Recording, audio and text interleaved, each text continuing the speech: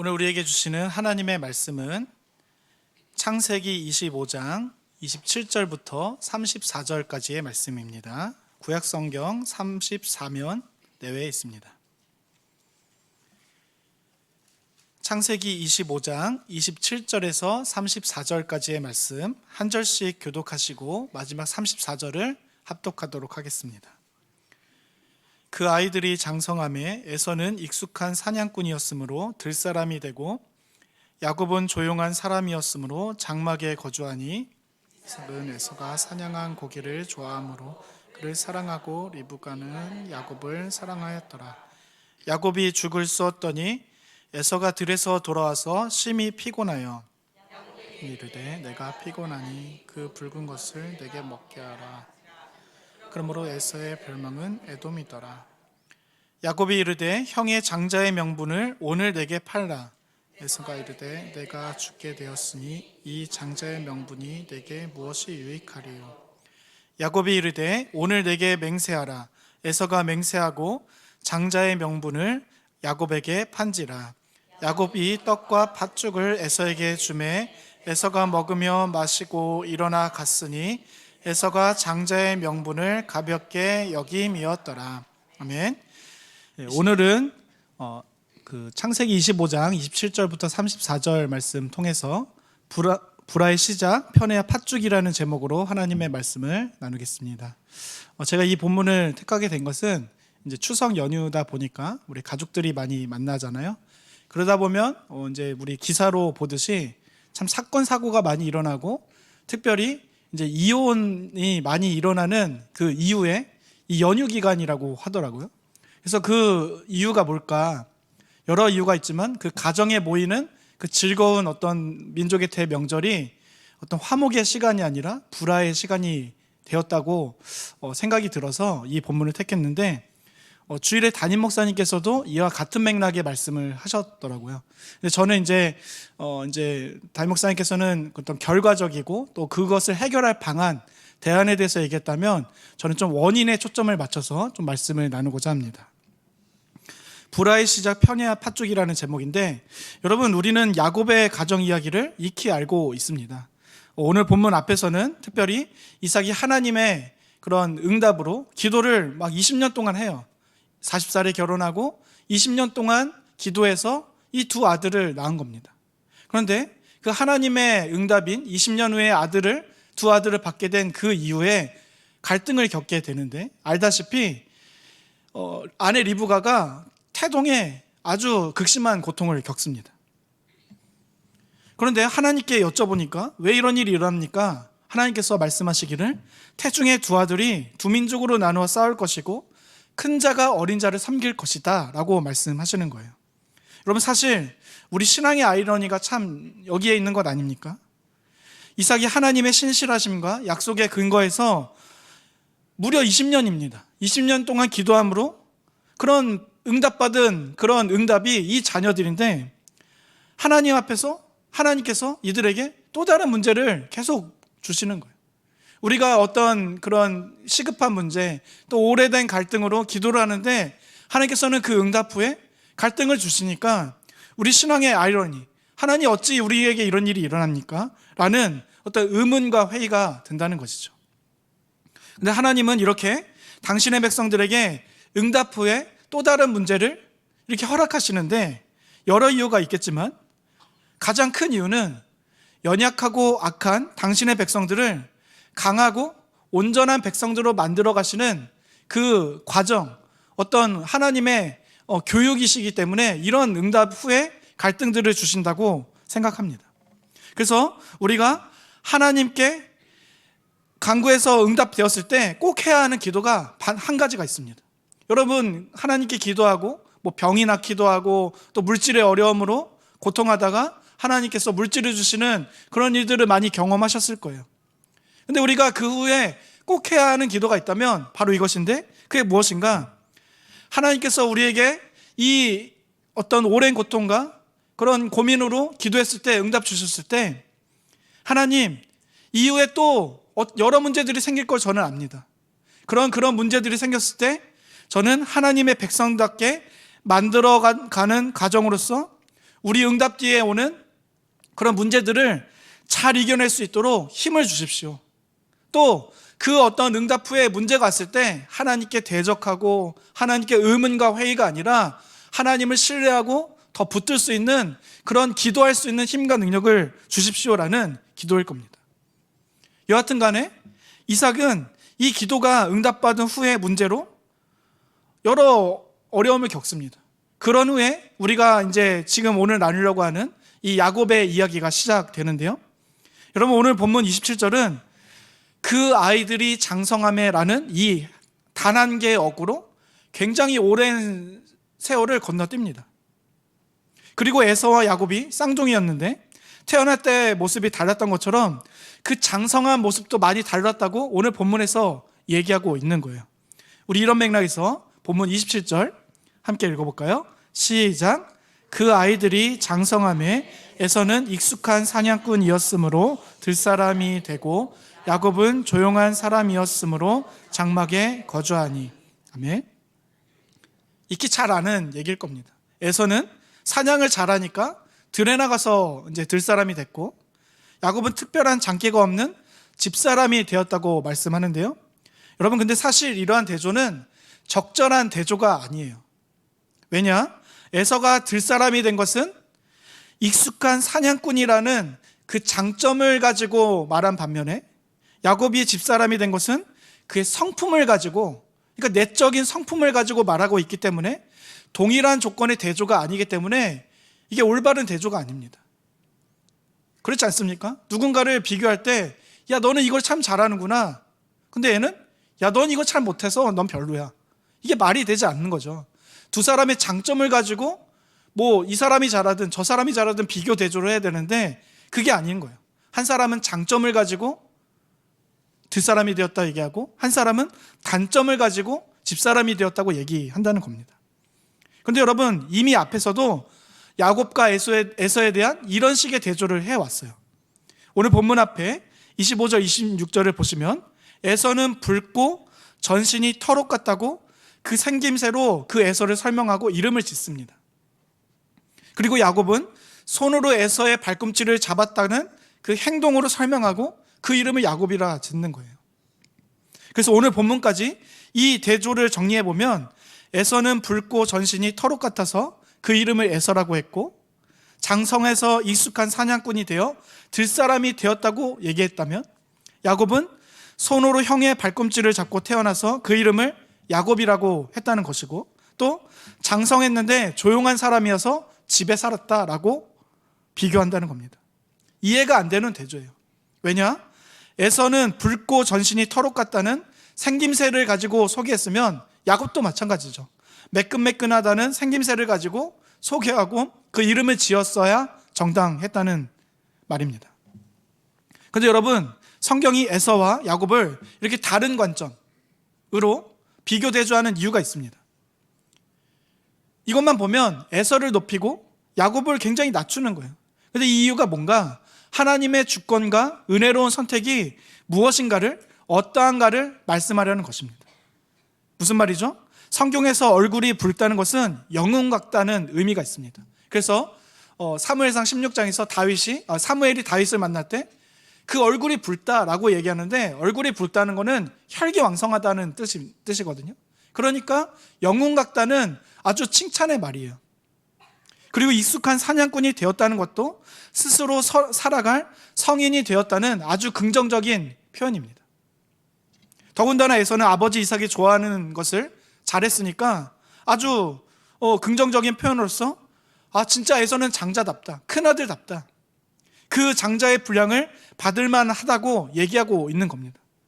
그런데 알다시피 이에 반해 야곱은 어떻게 표현하죠? 야곱은 손으로 발꿈치를 잡은 자, 그래서 속이는 자, 사기꾼이라는 그 야곱의 이름이 주어진 거예요. 영어 이름에 제이콥 맞는데 이게 야곱이지 않습니까? 야코브. 근데 그게 사실은 사기꾼이라거든요. 조용한 사람으로 장막에 거주해서 당시의 시대상으로 에서와 달리 한 가정을 먹여 살릴 수 없는 무능력한 사람으로 오늘 본문은 이 야곱을 소개하고 있는 거예요. 사기꾼이고 무능력한, 이게 연결되지 않습니까? 무능력하니까 사기꾼이 된 거예요. 그런 사람으로 야곱을 소개하고 있는 겁니다.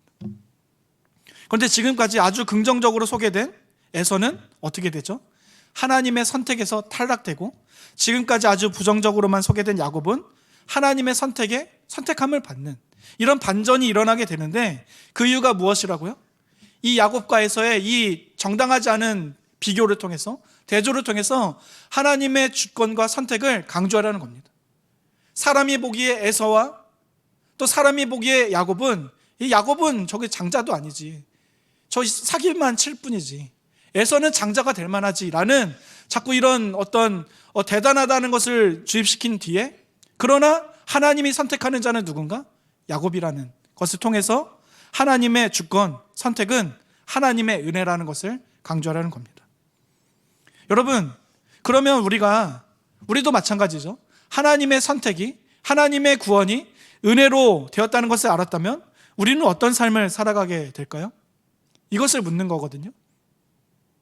그 선택을 따내려고, 내가 하나님의 자녀가 되려고, 그 안에 들어가려고 경쟁을 하는 세상적인 치열함이 아니라 하나님의 은혜의 영광을 드러내려는 삶을 살아갈 것입니다. 그래서 어떤 환경에 처하든지, 내가 어떤 조건에 있든지 그 모든 것을 겸허히 받아들이는 거예요. 그리고 만족하며 오직 하나님의 영광에 초점에 맞춰서 집중하여 살아갈 것입니다. 그런데 교회에 있는 많은 성도님들이 이 하나님의 주권적인 선택, 은혜를 잘못 알아서 어떤 삶을 살아가느냐? 그 은혜를 따내려고 내가 다른 사람들과 경쟁하는 모습으로, 내가 이만큼 했으면 택함 받을 만하지라는 교만의 모습으로 살아간다는 겁니다. 여러분, 야곱도 마찬가지였던 거예요. 오늘 본문에서 이 야곱의 가정에 불화가 일어나는 큰 원인 중에 하나가 야곱이지 않습니까? 여러분, 야곱 가정에 불화가 생긴 이유, 즉 아버지 이삭과 야곱과의 관계, 또 어머니 리브가와 에서의 관계, 또 형제로서 에서와 야곱의 관계가 그렇게 틀어진 이유가 바로 이것 때문 아닙니까? 야곱은 분명 이 하나님의 은혜, 큰 자가 작은 자를 섬기리라는 이 하나님의 은혜를, 그 예언적인 말씀을 들었을 거예요. 어머니를 통해서. 그런데 야곱은 이 하나님의 주권적인 선택으로 주어진 이 장자의 명분을 어떻게 합니까? 하나님의 은혜로 받은 것임을 인식하지 못하고 무슨 짓을 하는 거죠? 팥죽으로 그것을 따내려고 하는 거예요. 오늘 본문은 아닌데요. 그 이후의 오늘 본문이네요. 25장 29절부터 31절 한 절씩 교독해 보겠습니다. 야곱이 죽을 쑤었더니 에서가 들에서 돌아와서 심히 피곤하여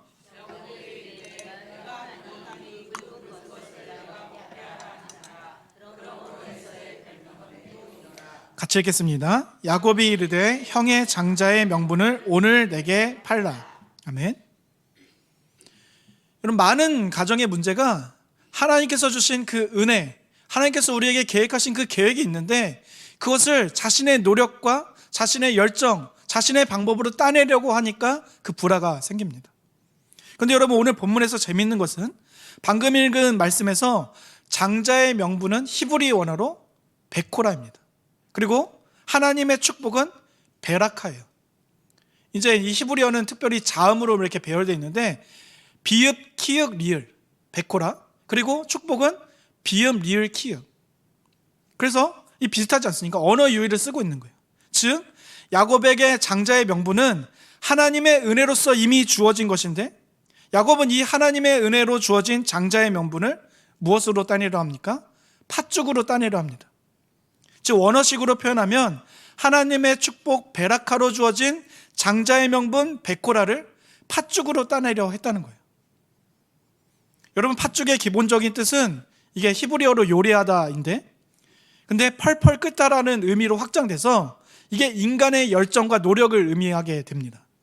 그래서 하나님의 은혜로 주어진 장자의 명분을 인간의 열정적 노력인 팥죽으로 야곱이 따내려 했다는 거예요. 교회 안에도 이런 사람들이 많죠. 즉 하나님의 축복 베라카로 주어진 이 장자의 명분 베코라를 인간의 열정을 들이고 경쟁해서 자신의 힘과 노력으로 따내려고 하는 자들이 많다는 겁니다. 이 때문에 야곱 가정에 불화가 생겼듯이 교회에 분란이 생기는 이유도 다 여기에 있습니다. 이 말은 제가 열정을 다해서 하나님을 섬기고 하나님의 영광을 돌리도록 열심히 살아가라, 이것을 하지 말라는 뜻이 아닙니다. 그게 아니라 우리의 삶의 열심의 초점이 어디 있느냐 묻는 것이죠. 하나님의 축복을 받기 위해서 막 따내려는, 여러분, 그것은 기독교적인 신앙이 아니에요. 하나님은 이미 우리에게 모든 복을, 장자의 명분을 이미 허락하셨어요. 예수 그리스도를 통해서. 우리가 그것을 받고 누리고 또 하나님께서 주시는 지복으로서 건강함과 물질의 복과 또 시간의 복을 누리고 있는 것뿐이에요. 근데 마치 그것을 우리가 따내야 되고 열정적으로 쟁취해야만 그것을 얻을 수 있는 것처럼 서로 누가 더 따낼 수 있는가, 누가 더 많이 받을 수 있는가 라고 경쟁한다면 그 교회는, 그 가정은 분란이 일어나게 돼 있다는 거죠. 우리의 열심이 하나님께서 은혜로 주신 은혜의 선물로만 주실 수 있는 그 복을 따내기 위한 열심이 아닌가를 생각해 보라는 것입니다. 만약 그렇다면 우리의 신앙은 반드시 병들게 돼 있습니다. 그래서 이미 병들어 아픈 분들도 계실 거예요. 저는 이런 맥락에서 제 마음이 가장 아픈 것은 오늘날 모든 가정에 불화가 있는데, 오늘날 모든 교회에 불화가 있는데, 특별히 이 불화가 믿는 가정에만이 아니라, 믿지 않는 가정에만이 아니라 믿는 가정에도 있다는 겁니다. 여러분, 교회를 다니는데 열심히 장로님 아들이고 목사님 자녀고 또 집사님 권사님의 아들인데 그 가정이 병들어 있는 가정이 있어요. 그 이유가 뭘까? 오늘 본문의 이삭의 가정은 믿음의 가정 아닙니까? 그런데 이 병들게 된 이유가 뭔가? 바로 이 하나님께서 주신 축복, 그 장자의 명분을 자신의 열정으로 따내려고 했기 때문이에요. 믿는 자들의 모임이 교회에도 이런 병듦이 있지 않습니까? 이삭의 가정은 믿음의 가정, 특별히 에서와 야곱의 입장에서는 모태신앙 아닙니까? 할아버지부터 3대째 믿는 집안이에요. 심지어 그들의 할아버지는 믿음의 조상 아브라함 아닙니까? 그런데 이렇게 믿음의 가정이라 할 수 있는 이삭의 가정에 왜 불화가 생기는가? 그 원인은 야곱이 하나님의 축복으로 받은 그 장자의 명분을 인간의 열정으로 형과 경쟁해서 따내려고 했기 때문이에요. 근데 여러분, 이삭의 가정에 특별히 에서와 야곱에게 불화가 생긴 더 근본적인 원인이 있는데요. 우리 오늘 본문 27절, 28절 다시 한번 읽어보겠습니다. 제가 먼저 읽겠습니다. 그 아이들이 장성함에 에서는 익숙한 사냥꾼이었으므로 들사람이 되고 야곱은 조용한 사람이었으므로 장막에 거주하니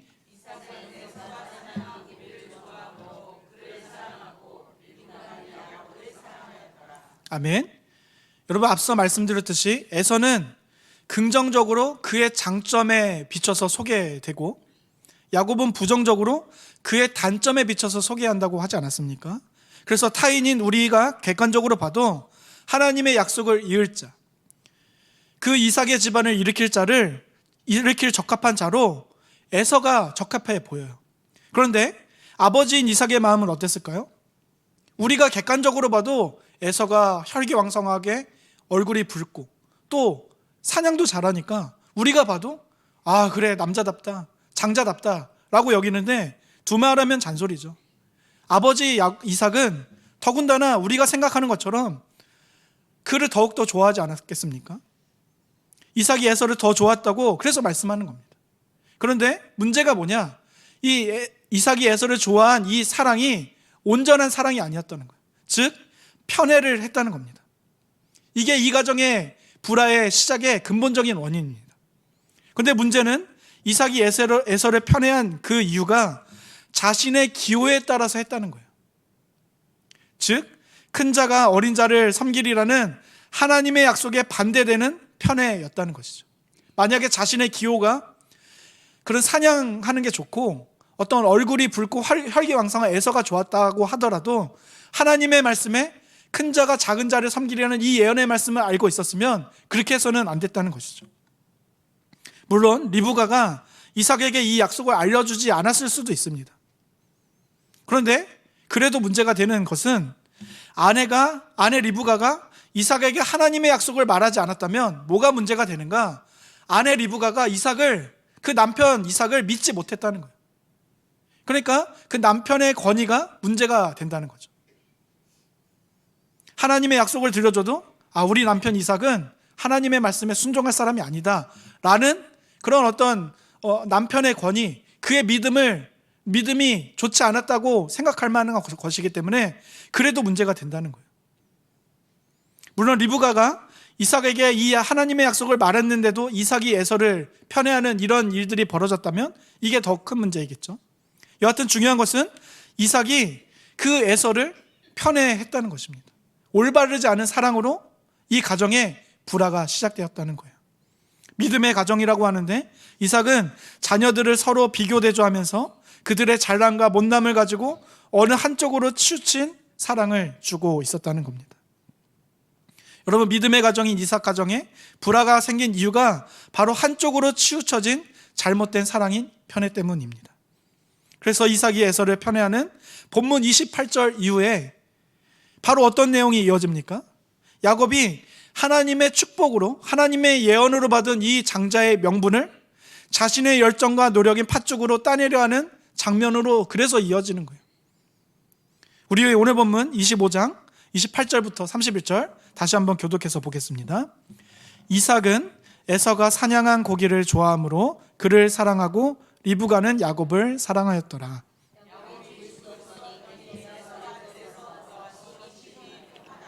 야곱에게 이르되 내가 피곤하니 그 붉은 것을 내가 먹게 하라 한지라. 그러므로 에서의 별명은 에돔이더라. 야곱이 이르되 형의 장자의 명분을 오늘 내게 팔라. 아멘. 여러분, 장성에서 야곱이 결국에 그 장자의 명분을 따내려고 하는 이유가 무엇입니까? 태동 때 자기가 뱃속에 있었을 때 하나님의 예언적인 말씀으로 들었던 그 하나님의 축복의 선언을 왜 그 팥쪽으로 따내려 하는 겁니까? 그리고 왜 그 불화를 일으키는 그 장본인이 되고 맙니까? 야곱은 아버지 이삭이 에서를 편애했기 때문에 이 팥죽이라는 작전을 쓰게 된 것입니다. 소위 가만히 있으면 자신은 국물도 없겠다라고 생각한 것이죠. 즉 이삭의 편애로 인해서 둘째 아들인 야곱은 형에 대한 경쟁심과 열등감을 갖게 된 것이고 또 그것을 극복하고자 자신의 능력으로 안 되거든요. 그래서 하나님의 능력이 아닌 인간적인 술수를 동원함으로써 결국 그 가정에 불화를 만들어냈다는 것입니다. 그리고 이 시작이, 불화의 시작이 야곱의 전 인생이에요. 사기꾼으로 하나님의 방법이 아닌 인간의 방법으로 모든 것을 따내려 했던 그 야곱의 그런 험난한 생활이 내가 130년 동안 바로 앞에서 험난한 세월을 살았습니다라고 얘기하는 그 불화의 시작이에요. 여러분, 이게 편애의 무서움입니다. 여러분, 우리들은 우리 자녀들에게 어떤 사랑을 주고 있습니까? 혹시 어떤 한 자녀를 말로써, 행동으로써 더 편애하는 잘못된 사랑을 하고 있지는 않으십니까? 열 손가락 깨물어 아픈 손가락 없다지만 사실 덜 아픈 손가락이 있더라고요. 그렇지 않습니까? 더 이쁜 자녀가 있고 더 못난 자녀가 사실 부모가 되면 있다고 하더라고요. 저도 아직 자녀가 하나밖에 없어서 모르겠는데 그 10자녀가 있으면 10손가락이 똑같이 아프지 않다는 겁니다. 더 애착이 가고 더 마음이 가는 자녀가 있는데 부모로서 우리는 하나님 앞에 온전한 사랑을 받고 그 사랑을 흘려보낼 때 이 편애라는 잘못된 사랑으로 흘려보내면 안 된다는 겁니다. 그 자녀를 망치고 그 가정을 불화를 만들어버릴 수 있다는 것이죠. 그래서 우리는 한 자녀를 말로써 행동으로써 편애하는 잘못된 사랑을 하고 있다면 빨리 고쳐야 합니다. 오늘 본문처럼 우리가 자녀들에게 하는 행동이 자녀들의 행동을 결정하는 그들의 어떤 삶을 결정짓는 중요한 요인이 되기 때문이죠. 그래서 겉으로 보면 하나된 가정, 아무 문제 없는 믿음의 가정처럼 보일 수도 있지만 그 속은 사랑이라는 명분으로 뒤틀린 부모들의 삶이 그 자녀를, 그 가정을 양극단의 불행한 가정으로 만들어버릴 수 있다는 겁니다. 여러분, 이걸 말씀하는 게 28절인데 28절이 부모인 이삭과 리브가에게 초점을 맞춘 말씀이라면 이어지는 오늘 본문 29절부터 34절은요 자녀들인 에서와 야곱에 초점을 맞춘 말씀이에요. 구체적으로 28절은 부모인 이삭과 리브가가 하나님의 복으로 주어진 그 예정을 어떻게 살아갔는가.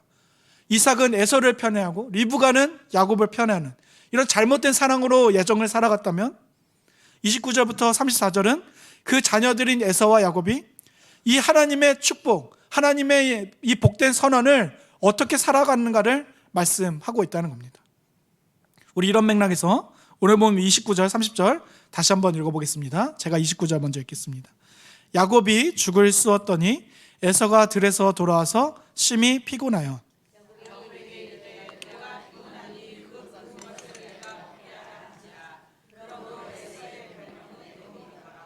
아멘. 여러분 29절에서 야곱은 죽을 끓이고 있습니다. 그런데 29절 30절까지만 보면 이 팥죽은 형 에서를 위한 것처럼 보이죠. 그런데 우리가 알다시피 형 에서를 위한 게 아니고 자기 자신만을 위한 그런 팥죽이었습니다. 즉 야곱은 들에서 돌아와서 피곤해할 에서를 위하는 마음에서 죽을 끓이고 있는 게 아니라 형의 약점을 잡아 형으로부터 장자의 명분을 얻기 위한 계략으로서 죽을 끓이고 있었던 것이죠. 그런데 여러분 이게 저의 억측이 아닌 게, 여러분 만약 야곱이 그 형을 위해 준비한 죽이 형 에서가 들에서 돌아와서 배고프고 피곤하겠다, 그것을 미리 예측해서 준비한 그런 정성을 담은 것이었다면 간절히 죽을 달라고 한 에서의 요구에 야곱이 뭐라고 답을 해야 맞습니까? 형 고생 많았어. 사냥하느라 뭐 맹수는 만나지 않았어? 형 배고프고 피곤할 줄 알았는데 그래서 내가 형이 좋아하는 팥죽을 준비했어. 어서 먹고 힘내 라고 말해야 되지 않습니까? 그런데 뭐라고 말하죠? 아주 치밀하고 계획적임을 드러내는, 자신의 음흉한 욕망의 속내를 드러내는 말을 하죠. 31절 보시면 야곱이 이르되 형의 장자의 명분을 오늘 내게 팔라. 여러분 그래서 야곱은 죽을 끓이고 있었는데 그 목적이 형을 사랑하는 마음에서 끓이고 있는 게 아니죠. 그의 수고를 격려하기 위해 끓이고 있었던 게 아니라 오직 뭡니까? 형이 가진 그 장자의 명분을, 아버지가 자신을 편애하니까 내가 그 장자의 명분을 하나님의 계획대로 받지 못하겠다라는 생각 때문에 그 장자의 명분을 따기 위해서 그 죽을 끓이고 있었던 거예요. 기회를 틈타서. 그리고 야곱의 그 욕망이 얼마나 다급했는지, 또 그 계획을 얼마나 벼르고 작정하고 나왔는지, 형 에서에게 팥죽을 주는 것의 조건을, 어떤 조건을 답니까? 오늘 이 팥죽 먹고 좀 생각해보고 형 장자의 명분을 내일 주든지 뭐 한 달 안에 주든지 해. 그게 아니라 오늘 내게 팔라고 합니다. 오늘 아니면 내가 이 죽 안 주겠다. 여러분 이어서 32절 33절도 보시면 제가 읽겠습니다. 에서가 이르되 내가 죽게 되었으니 이 장자의 명분이 내게 무엇이 유익하리요? 야곱이 이르되 오늘 내게 맹세하라. 에서가 맹세하고 장자의 명분을 야곱에게 판지라. 여러분 에서는 야곱이 이 팥죽이라는 계략에 넘어가서 장자의 명분을 팔려고 할 때 뭐라고 얘기합니까? 어떤 조건을 달죠? 오늘 내게 맹세하라. 오늘 내게 팔라. 오늘 내게 맹세하라. 그런 조건을 다는 거예요. 여러분 이걸 보면 야곱이 죽을 끓이고 있었던 것은 이날을 작정한 겁니다. 형의 어떤 사냥의 패턴을 보니까 이날이면은 형이 뭐 3, 4일씩 나갔다 오겠다 싶으니까 이날이면 팥죽으로 장자의 명분을 팔고도 남는다 라고 아주 계획을 아주 치밀하게 세웠던 거예요. 그러니까 정리하면 여러분 야곱은 하나님의 예정, 하나님의 축복의 선언에 대해서 어떤 삶을 살아갔던 것입니까? 하나님께서 축복 베라카로 주신 장자의 명분 베코라를 인간의 노력과 열정으로 상징되는 팥죽으로 따내려는, 인간의 열정과 노력으로 따내려는 하나님의 예정, 하나님의 축복의 선언에 대해서 너무나 잘못된 삶을 살았다는 거예요. 여러분 이 때문에 이삭의 가정에 불화가 생깁니다. 그런데 문제는 뭡니까? 이 자식은 어리숙하니까 잘못할 수 있잖아요. 좀 철이 덜 들었고 덜 성숙했으니까 그럴 수 있잖아요. 근데 문제가 뭔가? 아버지 이삭은 또 어머니 리브가는 이 하나님의 축복의 선언, 하나님의 예정에 대해 잘 살아냈습니까? 그렇지 않았죠. 오늘 본문 앞에서 보듯이 그렇지 못한 거예요. 이 잘못, 브레이크 없는 폭주 기관차처럼 달려가는 그 기관차를 막을 수 있는 방법이 아버지 이삭, 어머니 리브가, 형 에서 이 세 명이 있었는데 이 야곱을 누구도 막지 못합니다. 그리고 형 에서는 야곱과 달리 하나님의 예정에 대해서 올바른 삶을 살았습니까? 야곱과 크게 다르지 않습니다. 에서도 하나님의 예정과 상관없는 그런 잘못된 삶을 살았는데 29절 30절 다시 보시죠. 제가 읽겠습니다. 야곱이 죽을 쑤었더니 에서가 들에서 돌아와서 심히 피곤하여 야곱에게 이르되 내가 피곤하니 그 붉은 것을 내가 먹게 하라 한지라. 그러므로 에서의 별명은 에돔이더라. 여러분, 이 29절 30절에서 에서의 행동은 그렇게 잘못된 행동은 아니에요. 여러분들도 배고프면 어떻게 됩니까? 사실 3일 굶어보면 뭐죠? 그냥 휴지 이 두루마리도 사과처럼 보이고 막 그러더라고요. 그렇지 않습니까? 아주 일반적인 반응이에요. 들에서 돌아와서 심히 피곤하고 배고팠는데 마침 눈앞에 음식이 있습니다. 그러면 열이면 열은 그 음식을 달라 하지 않겠습니까? 더군다나 자신의 동생이 그 요리를 열심히 요리하고 있었고, 그래서 요구하기가 쉬웠을 겁니다. 어떤 행인이 그것을 요리했으면은 그것을 달라 하지 못했겠지만 동생이 요리하고 있는 거예요. 그래서 그것 좀 달라. 또 에서의 별명이 에돔, 즉 불금이라는 것에서 알 수 있듯이 동생 야곱이 하고 있던 이 요리가 에서가 그렇게 좋아하는 이제 팥죽, 우리는 팥죽이라고 번역했지만 이제 원어적으로 이제 보면 렌틸콩을 요리했다고 해요. 그 렌틸콩을 너무나 좋아하니까 그것을 먹고 싶었겠지 않았겠습니까? 그러니까 이 음식을 요구하지 않는 게 더 이상합니다. 그래서 30절까지의 에서의 행동은 그렇게 큰 문제가 아니에요. 문제가 없을 뿐만 아니라 지극히 정상적인 행동입니다. 그런데 문제가 뭐냐? 하나님의 예정에 대해서 역시 잘못된 삶을 살았는데 어느 때부터 그랬는가? 32절부터 그러한데요. 우리 31절, 32절 우리 합독해서 보겠습니다. 시작. 야곱이 이르되 형의 장자의 명분을 오늘 내게 팔라. 에서가 이르되 내가 죽게 되었으니 이 장자의 명분이 내게 무엇이 유익하리요. 아멘. 제가 앞서 31절에 야곱의 요구는 하나님의 주권을 무시하는, 하나님의 축복의 선언을 무시하는 아주 잘못된 삶, 자신의 열정을 의지하는 잘못된 태도이며 요구라고 말씀드렸는데요. 근데 문제는 뭐냐? 이 잘못된 요구에 에서도 잘못된 태도로서 잘못된 답변을 한다는 겁니다. 이 동생이 형에게 감히 이 장자의 명분이라는 그걸 오늘 내게 팔라는 잘못된 요구를 하면 야, 이거 그렇게 주는 거 아니야 라고 형으로서 훈계할 수도 있지 않습니까? 아니면 거절할 수도 있지 않겠습니까? 그런데 이 에서는 잘못된 답변을 합니다.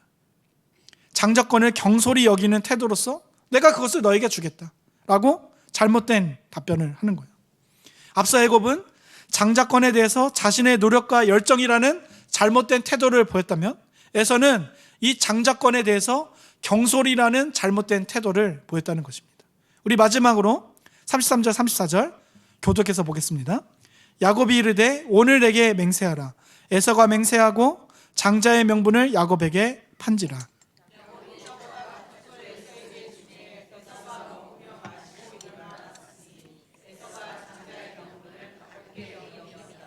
아멘. 장자의 명분을 가볍게 여김이었더라. 이 성경 기자가 기술하는 것처럼 장자의 명분을 가볍게 여겼다는 거예요. 하나님께서 주신 예언의 축복의 말씀을 한 사람은 인간적인 욕망이라는 방법으로, 또 한 사람은 경솔함이라는 태도로 잘못 살아서 결국 그들은 이에 대한 그 인생에서 뼈아픈 대가를 치러야만 했습니다. 여러분, 이게 이 믿음의 가정이라고 할 수 있는 이삭의 가정에 일어난 불화의 원인 시작입니다. 부모로서 이삭은 에서를, 리브가는 야곱을 편애함으로써 가정의 불화를 시작해냈고 만들어냈고, 또 이로 인해 자식으로서 에서는 장자의 명분을 가볍게 여기고, 또 야곱은 팥죽으로 그것을 따내려 함으로써 가정의 불화를 증폭시켰다는 것입니다. 여러분, 이것을 통해서 우리가 깨닫는 것이 무엇입니까? 이삭도 믿음의 사람 아닙니까? 아버지 아브라함이 그를 죽이려고 할 때 순순히 그것에 순종했어요. 그런데 그렇게 믿음의 아들이었던 이삭이 아버지가 되니까 그 첫째 아들 에서를 편애하는, 왜 이런 일이 벌어질까요? 아마 저는 추측하기로 이삭도 내가 자기 형이었던 이스마엘에게 그렇게 공격을 당했으니까 이 에서는 내가 지켜줘야지. 이 에서에게 잘해주면 하나님의 축복을 선언받은 이 야곱을 덜 괴롭히겠지. 아마 이런 생각도 했을 거라고 생각합니다. 어찌됐든 이삭은 그 하나님의 축복의 선언을 이 잘못된 방법으로 사용함으로써 이 가정의 불화를 만들어내요. 오히려 에서를 잘 섬기고 잘해주면 야곱을 잘 대우해 주겠다라고 생각했는지도 모르겠습니다. 그런데 이 편애가 오히려 야곱의 그 열등감, 경쟁심을 불러일으키는 거예요. 이를 통해서 깨닫는 것이 무엇입니까? 우리는 이들을 반면교사로 삼아서 하나님께서 베푸신 은혜와 계획을 하나님의 뜻과 방법으로 살아야 한다는 것이죠. 그래서 가정과 교회를 화목한 공동체로 세워가는, 화목의 직분대로 살아가는 우리 모두가 되어야 한다는 것입니다. 저는 이 추석 연휴가 끝나고 이 시기에 깨닫는 것이 있습니다. 제가 결혼하고 아들을 낳게 되니까 한 가지 깨닫는 게 있어요. 이 믿음의 가정이 이삭에 나타나는 불화를 보면서 왜 이런 일이 벌어졌을까? 달목사님께서 주일에 그 결론을 내신 거 아닙니까? 하나님을 만나야만 이 불화가 해결돼요. 제가 하나님을 만나고 나니까 이 해결의 대안이 딱 한 가지더라고요. 그게 뭔가, 우리 부모님이 나한테 왜 이렇게 나를 이렇게 키우셨지? 이 화가 많았었어요. 아버지에 대해서, 어머니에 대해서. 뭐 가정에 불화도 있었지만 가난함도 있었고. 근데 제가 하나님 믿고 깨닫게 된 게 무엇인가? 결혼하기 전인데 30살 때, 아버지도 나에게 불화를 일으키고 나에게 상처 입힌 그런 가해자이기도 하면서 할아버지의 아들, 할머니의 아들로서 피해자이기도 하구나. 제가 이걸 깨달은 거예요. 하나님, 그래서 제가 어머니를 위해서, 아버지를 위해서 기도하게 된 것이 무엇인가? 하나님, 저는 하나님을 믿게 되었으니까, 하나님의 사랑을 온전히 받게 되었으니까 저의 대부터는 이 편애라는 어떤 잘못된 방법으로 자녀들을 키우지 않아서 이 불화의 끈을 끊고야 말겠습니다. 이 기도를 하고 있는 거예요. 여러분, 추석 때, 명절 때 여러 가정 안에서 왜 불화가 일어납니까? 딱 한 가지예요. 하나님의 사랑으로 우리가 많이 위로를 받아야 돼요. 하나님의 사랑으로 우리가 많은 세상의 그 어떤 것보다 만족을 누려야 돼요. 그러면서 내 아버지, 어머니, 내 자식들을 바라봐야 돼요. 내가 또 한 사람의 가해자이면서 피해자이구나. 그런 맥락으로 하나님, 저는 다시는 가해하지 않겠으냐. 피해자이지만 보상심리로서 내가 이렇게 당했으니 너도 이렇게 당해라는 보상심리가 아니라, 내 아들은, 내 자녀는 내가 그렇게 상처를 받았지만 하나님의 사랑으로 치유받았으니, 온전한 사랑을 받았으니 나는 이 편애를 하는, 이 잘못된 사랑을 하지 않는 부모로서 살아가겠습니다. 여기 모인 우리 모두 이제 추석 명절이 지나서 굉장히 즐거우신 분들도 계셨을 거고, 또 이 추석 때 내가 괜히 갔다, 다시는 이제 추석 때 안 간다, 설날 때 이제 안 간다 라고 어떤 불화가 생긴 분들도 계시겠지만, 그러지 마시고 하나님, 이 설날 남은 한 6개월 동안 이제 준비하겠습니다. 하나님의 사랑으로 저를 덧입혀 주시고 온전한 사랑으로 만족하며 정말로 행복해해서 다시 그 사랑을 들고 가정 안에 가해자가 아니라 피해자이지만 하나님의 사랑을 나눌 수 있는 행복자로 살아가는 우리가 되게 해달라고. 그래서 가정과 교회를 화목한 공동체로, 화목의 직분대로 살아가는 우리 모두가 되는 그런 남은 2023년이 되시기를 주님의 이름으로 간절히 소망합니다.